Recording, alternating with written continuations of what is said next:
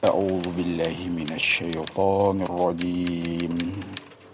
بسم الله الرحمن الرحيم. Assalamualaikum warahmatullahi wabarakatuh.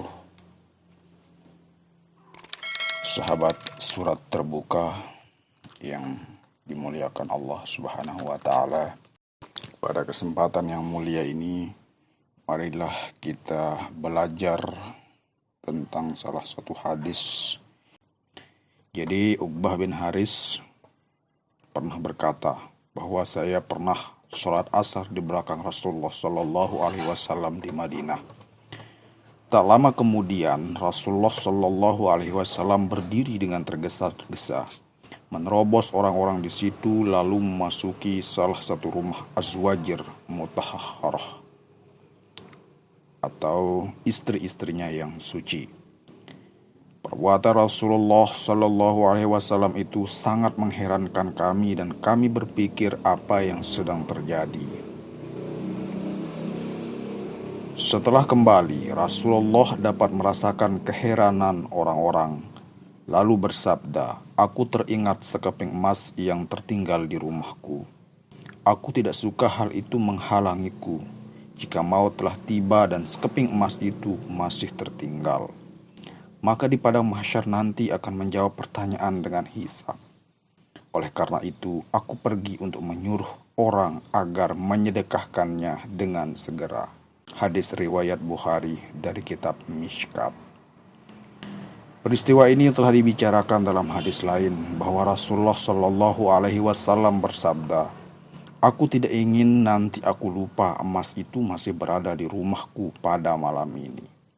Dalam hadis lain dikisahkan, Aisyah radhiyallahu anha berkata bahwa ketika Rasulullah Shallallahu Alaihi Wasallam sakit, di sisinya ada 6 atau 7 keping asyrafi atau dinar.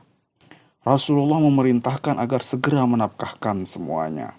Tetapi karena sakit, Rasulullah Shallallahu Alaihi Wasallam bertambah keras. Aisyah radhiyallahu anha tidak sempat menyedekahkannya. Rasulullah Shallallahu Alaihi Wasallam menanyakan kembali tentang asyrafi itu, apakah sudah disedekahkan atau belum. Aisyah radhiyallahu anha menjawab, "Penyakit engkau tidak memberi kesempatan sedikit pun untuk menafkahkannya." Rasulullah Shallallahu Alaihi Wasallam bersabda, "Bawalah kepadaku."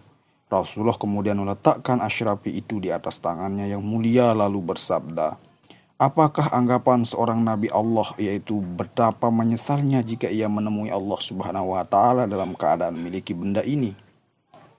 Dalam riwayat lain, Aisyah radhiyallahu anha mengisahkan bahwa pada malam benda itu atau asyrafi datang dari seluruh tempat sebagai hadiah. Rasulullah Shallallahu Alaihi Wasallam tidak dapat tidur lagi karena mengkhawatirkannya. Setelah Aisyah radhiyallahu anha dapat menafkahkan seluruhnya, barulah Rasulullah Shallallahu Alaihi Wasallam dapat tidur dengan tenang. Disadur dari kitab Ihya Ulumuddin. Sahal radhiyallahu anhu berkata bahwa Rasulullah Shallallahu Alaihi Wasallam memiliki 7 keping asyrafi yang disimpan oleh Aisyah radhiyallahu anha. Rasulullah Shallallahu Alaihi Wasallam memerintahkan Aisyah radhiyallahu anha, "Kirimkan uang itu kepada Ali." Setelah mengatakan hal itu, Rasulullah Shallallahu Alaihi Wasallam jatuh pingsan sehingga Aisyah radhiyallahu anha sibuk merawatnya. Setelah beberapa lama Rasulullah Shallallahu Alaihi Wasallam siuman, kemudian mengulangi perintah tadi, lalu pingsan lagi. Beliau Shallallahu Alaihi Wasallam beberapa kali pingsan pada saat itu. Setiap kali beliau siuman, selalu mengulangi perintahnya kepada Aisyah radhiyallahu anha agar mengirimkan uang itu kepada Ali radhiyallahu anha. Beliau Shallallahu Alaihi Wasallam beberapa kali pingsan. Setiap kali beliau siuman selalu mengulangi perintahnya kepada Aisyah radhiyallahu anha agar mengirimkan uang itu kepada Ali radhiyallahu anhu. Setelah diperintahkan beberapa kali, Aisyah mengirimkan asyrafi itu kepada Ali, kemudian Ali membagikannya sebagai sedekah. Peristiwa itu terjadi pada siang hari menjelang petang. Malam harinya adalah malam Senin yang merupakan malam terakhir bagi hidup Rasulullah Shallallahu Alaihi Wasallam yang mulia. Di rumah Aisyah radhiyallahu anha, pada malam itu tidak ada minyak untuk menyalakan lampu. Aisyah radhiyallahu anha membawa lampu itu kepada seorang wanita dan Aisyah membawa lampu itu kepada seorang wanita dan memberitakan bahwa kesehatan Rasulullah Shallallahu Alaihi Wasallam sudah sangat buruk. Beliau meminta agar dimasukkan sedikit ghee atau minyak sapi ke dalam lampu itu agar bisa menyala. Dari kitab At-Targhib. Ummu Salamah radhiyallahu anha juga meriwayatkan kisah ini. Ia berkata, suatu ketika Rasulullah Shallallahu Alaihi Wasallam menemuinya dan terlihat pada wajah Rasulullah penuh kebimbangan. Saya mengira mungkin Rasulullah Shallallahu Alaihi Wasallam sedang sakit. Lalu saya bertanya, wahai Rasulullah, pada wajah Tuan yang mulia terlihat kebimbangan. Apakah yang sedang terjadi? Rasulullah Shallallahu Alaihi Wasallam menjawab, 7 keping dinar telah datang pada malam tadi dan hingga kini masih tersimpan di tempat tidur, belum aku nafkahkan. Iraqi Ihya. Dari Iraqi Ihya. Berbagai hadiah sering diterima oleh Rasulullah Shallallahu Alaihi Wasallam, baik siang maupun malam, dalam keadaan sehat ataupun sakit. Hadiah-hadiah itu selalu membani kekhawatiran beliau Shallallahu Alaihi Wasallam, sehingga semuanya dapat dinafkahkan. Yang sangat mengherankan, ketika Rasulullah Shallallahu Alaihi Wasallam sedang sakit, tidak ada minyak sedikit pun di rumahnya untuk menyalakan lampu.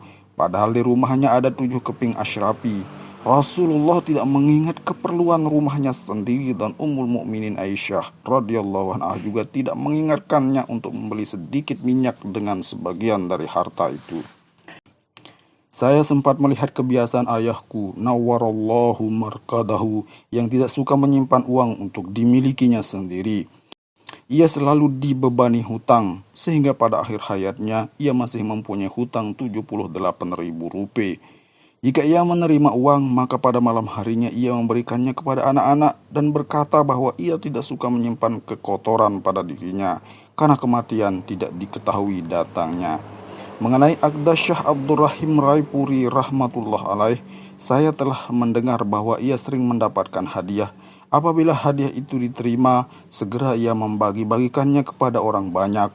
Dan jika menerima hadiah, pada wajahnya terlihat perasaan tidak senang dan berkata, lihatlah sudah datang lagi. Pada akhir hayatnya ia menyedekahkan pakaian yang telah dipakainya. Pada saat itu ia berkata kepada pembantu dekatnya, Maulana Abdul Qadir Sahib rahmatullah alaih, baiklah, dari sekarang aku akan meminjam pakaianmu untuk kupakai. Kedudukan dan pandangan para wali Allah begitu menakjubkan. Mereka sangat berkeinginan untuk kembali kepada Allah dalam keadaan seperti kedatangannya ke dunia tanpa memiliki apapun benda dunia. Astaghfirullahaladzim, astaghfirullahaladzim, astaghfirullahaladzim.